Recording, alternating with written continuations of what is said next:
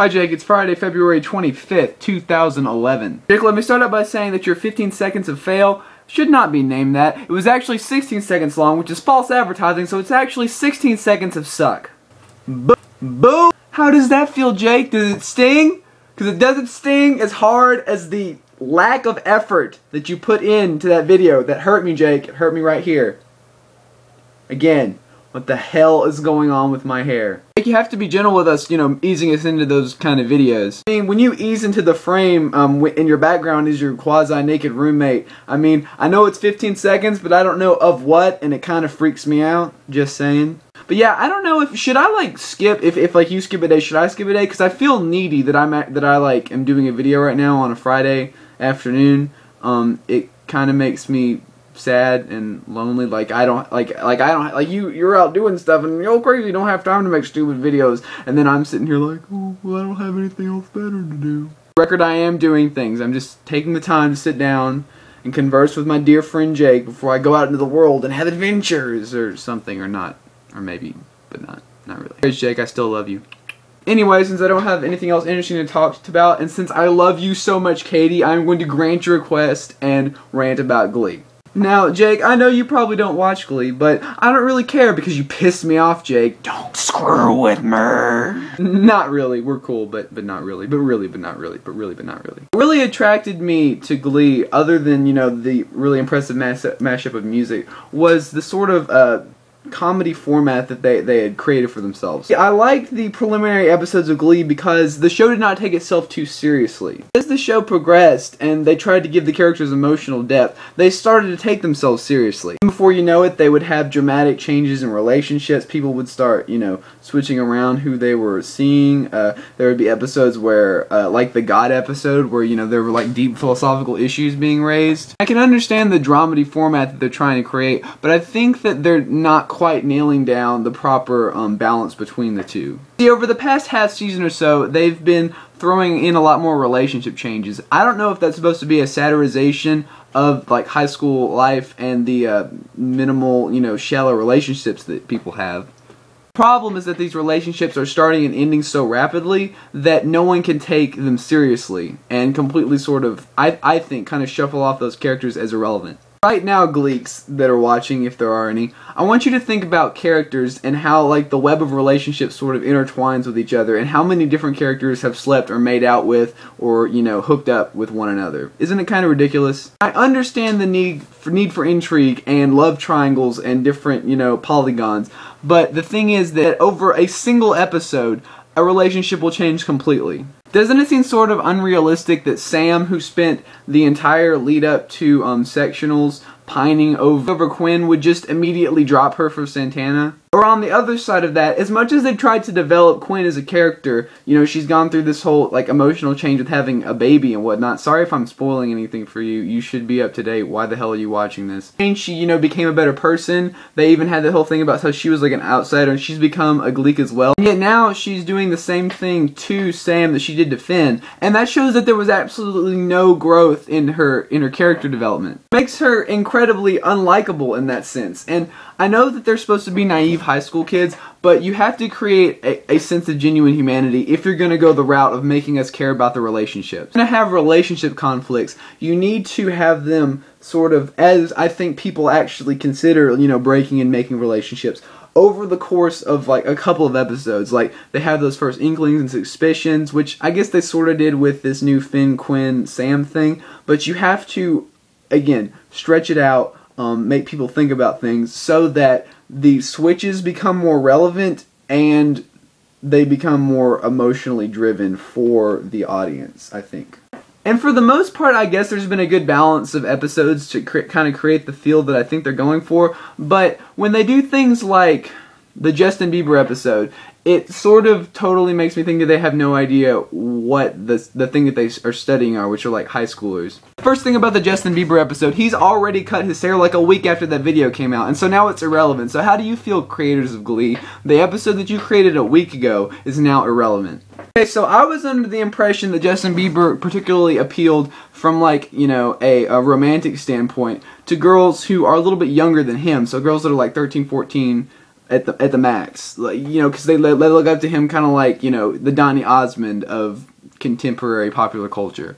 So my question is, how many high schoolers do you think actually have a crush on Justin Bieber? Not many. But despite all the jokes that they made on that episode to the contrary, they tried to pin an attribute, which was, you know, Justin Bieber fever, to high schoolers when that's not there and it didn't need to be made. The episode therefore becomes irrelevant before he even cut his hair. It's just a superfluous spinning of popular culture and prescribing it to a demographic, which is high school students, when it was never there to begin with. Sort of leads me into this conversation that I want to have, which is sort of my fickle feelings about the themes of each episode. Because I think particularly, especially with like the last episode, which was like the teenage drinking episode, they start to feel like after school specials. Because I think when you force wishy-washy themes upon episodes, you dilute the conflict and then make the little seventh heaven revelation at the end seem all the more stupid. And at the same time, when you try and take a real world thing like, you know,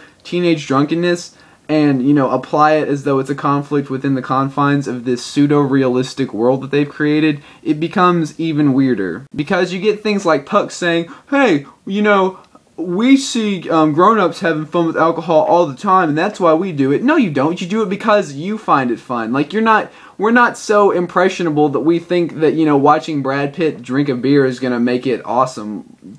Kids do things because they're exploring it themselves and come to those realizations themselves. We are not so, I guess, focused on what daddy and mommy think are cool. It's sort of like that. Like, we don't... You get what I'm saying? One more thing about these, you know, weird after-school special themes, and I guess linking back to the Justin Bieber thing, is the entire cast of this show is like 22 years old. And so when the writers peg them with these little, you know, character traits that are not actually indicative of the age group they're trying to play, they destroy the illusion and make them seem like they're 22 years old and like never really understood what it meant to be a teenager. Now that we've got that out of the way, let me talk about the problem that I have with the story progression of it. If you want Rachel and Finn and Puck to be here for, you know, 4 or 5 more years, you're gonna have to slow down the progression of the story.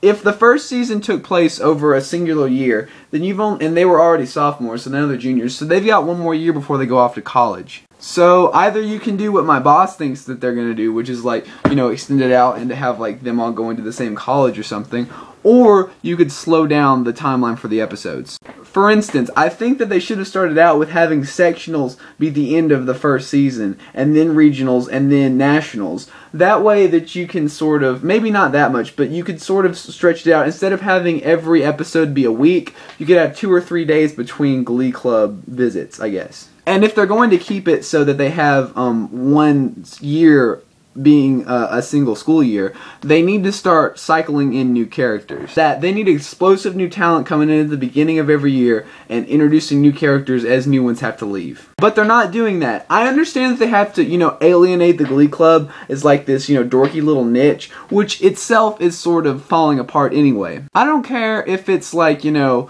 men's ballet. If you're like winning, you know, national titles, which I assume that's what they're going to do at the end of this season, or at least get them to nationals, if you are competing at that high of a level, people are going to start respecting you for it. Now, I went to a private school, but what like homophobic quasi-real world are they living in where after all of that success, and when they start doing songs that, like, you know, you see like the football players going, yeah, I like that song, but they're still gay and stupid because they're singing. Because everyone likes music, so I don't understand like what the rationale is or how they're going to continue the mentality that like the abusive football players have of them being dorks when like Finn and Quinn are like already back on top and everybody's cool again, and yet somehow they're still trying to marginalize the Glee Club as the losers, and I don't think it's working. So all of these problems of plot progression and realistic characters and situations have sort of made me sort of retract any sort of emotional investment I have in those aspects of the show. And so for pretty much for me, it's just back down to the music of it.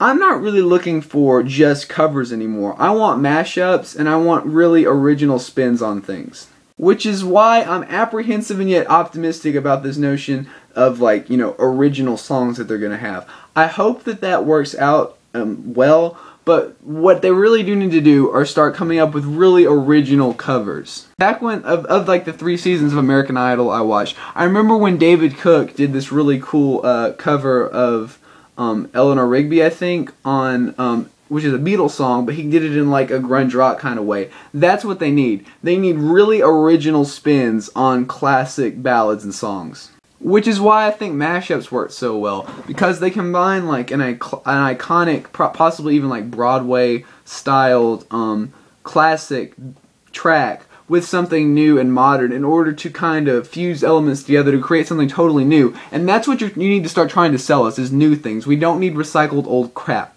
Not that any of the individual songs are crap. In fact, you're a very incredibly talented cast of young people and you should be very proud of what you're coming up with. I say this because I am a fan and because I'm afraid that if it continues in this way that it will become stale and that you will be endangered by your lack of flair. All that being said, I think that it can really, you know, come back into favor with me totally, because I'm, again, still a fan, if you can sort of preserve the quirky, satiric look at high school that they had to begin with. But then you're going to have to fuse that with whatever genuine relationships that you're trying to create. You have to do them in a way that is going to complement those zany elements while also helping to promote like the new and original stuff that you've got going on. If you have anything to retaliate on the things I've said about Glee, maybe you think I'm wrong or stupid, leave a comment and I'll address it. Like maybe we can do like a Wednesday thing where at least part of my episode talks about the last episode of Glee from the night before. So Jake, I'll see you Saturday, or maybe I won't. I don't even know what you're doing anymore or who you are, strange man. But I'll see you whenever.